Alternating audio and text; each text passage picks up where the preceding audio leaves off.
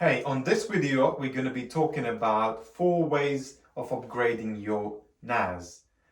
So the most common option people will be choosing is upgrading their RAM, because that's what they used to do on their computer. Adding more RAM usually meant improving the speeds of a computer, but the thing with computers were usually that there was something called like a swap file, a temporary cache file, where in those cases when system ran out of memory space on the memory, he created this virtual space on the hard drive so that programs could be located on this additional space on which is hard drive, which actually didn't help. That's why the things were slow, because that some of the data which is supposed to be on RAM was actually living on the hard drive because there was no space. So adding more RAM meant more storage space on the RAM, so the all applications can be actually located on this RAM stick. So the speed was always increased.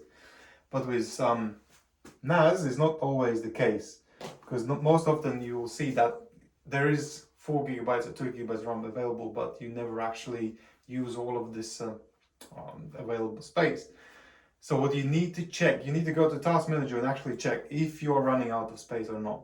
So if you are, then you might be actually considering doing that. So what are you going to be improving by adding RAM is going to be your apps. If you're installing more apps like Plex or anything what is consuming more of the storage space, then you will be increasing these sort of things, only that app performance in general. You will be not increasing things like data transfer speeds or something called IOPS and stuff like that.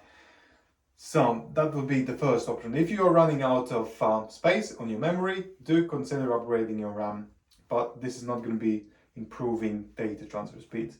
So the second thing what you could consider would be actually improving data transfer speeds. So if you are having multiple LAN ports on your NAS, for example, you've got 2 of them, you can actually link aggregate. Some NASs got PCIe slots, so you can install 10 gigabit card or 5 gigabit card and improve data transfer speeds actually by letting more bandwidth to get through this NAS.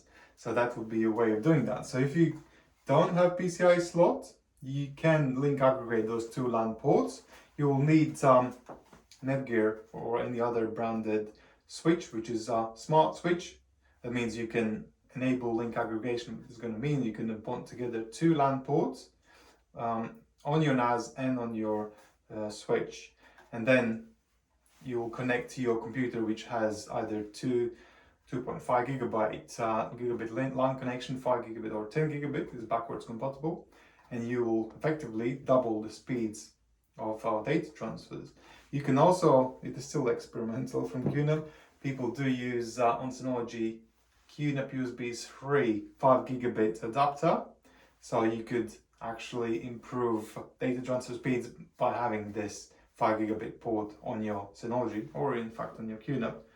So that's an option. But once you have up to your bandwidth, up to 5 gigabit a second, then you need to actually consider, is your media capable of delivering such speeds? Because if you're having most likely regular hard drives, they actually perform somewhere around 200 to 50 megabytes a second. So if you RAID them in RAID 1, obviously you're going to have better speeds. Combined, RAID 5, if you got 3 or 4 more bays. And once you have enough drives, then you can actually fully use this bandwidth of, for example, 500 megabytes or 1000 megabytes a second. But it's going to be hard to achieve with some mechanical drives. So to improve data transfer speeds, you might actually consider replacing your hard drives with SSD. Each SSD is going to work around 500 megabytes a second. So if you build a RAID with these, you effectively can get up to 10,000 or even more than 1,000 megabytes a second. This is when you can actually take advantage of this 5 gigabit or 10 gigabit connection, which you have upgraded to your NAS. This will be improving data transfer speeds.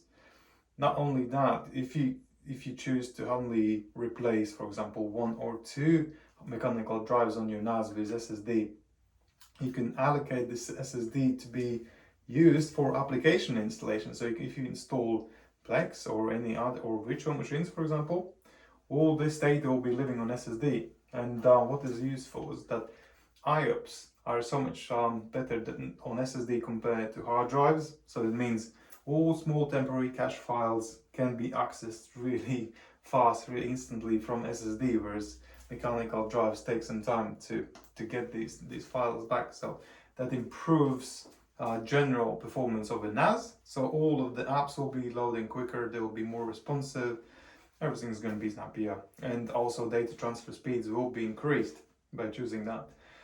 And then we can move on to the last thing what you can do. If you have on the bottom of your NAS, for example, if you got Synology, of your QNAP usually is located inside the case, but Synology and like 720, this is 720 unit, 918, which is older unit, 920, 1520, 1019, all these Plus series NAS now come with NVMe slots. So what you can do, you can install something like M.2 NVMe SSD, which is like much faster than regular. So if this was 500 megabytes a second, here we are talking at least 1000 megabytes a second, or even with some really high performance NVMe's you can expect even 7000 megabytes a second.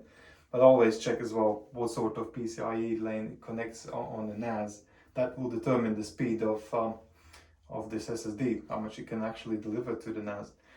But you may consider this if you want to improve things like virtual machines, not that much of Plex, but in general, if there are some repetitive files, that might actually improve Plex as well a little bit. If you got many users connecting and accessing the same data, what the cache is going to do is that those files you're accessing most frequently will be actually located, a copy of them will be located on this SSD. So every time someone is coming back for the similar data, they'll be just getting it from SSD instantly. No need for searching on the hard drive for this data.